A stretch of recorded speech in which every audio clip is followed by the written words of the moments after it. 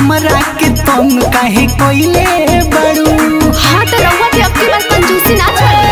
अच्छा एक गो जिद काहे धइले बड़ू, हमरा के तुम काहे कोइले बड़ू।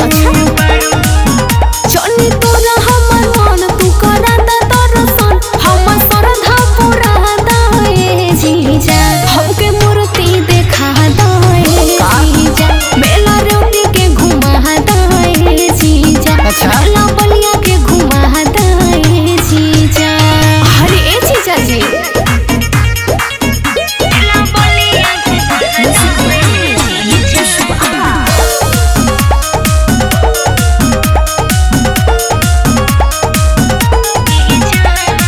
हमरो के लेले चली जीजा जी साथे, बड़ी निमन मेला लागल बाटे।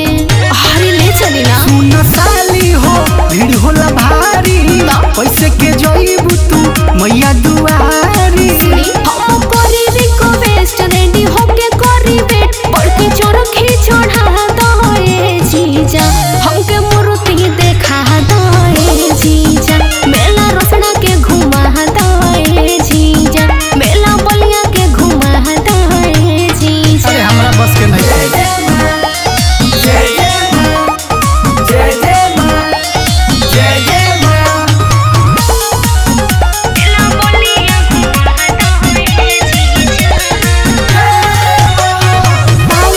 Recording studio Noida. जोड़ी के हाथ हम चुनरी चढ़ाइब, रौरे नियन सुनर बर हम पाइब।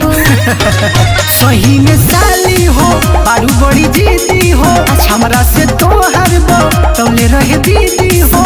सुनटिया धीरज देर कर जनिया, भीम के भजन बजा दए जीजा। हमके मूर्ति देखा दए जीजा, मेला बेरिया घुमा दए जीजा, मेला बलिया घुमा दए जीजा। देखी अब लेट मत करी। तो ना मनबू तो चला तेरा गुरही जिलेबी खिया दे।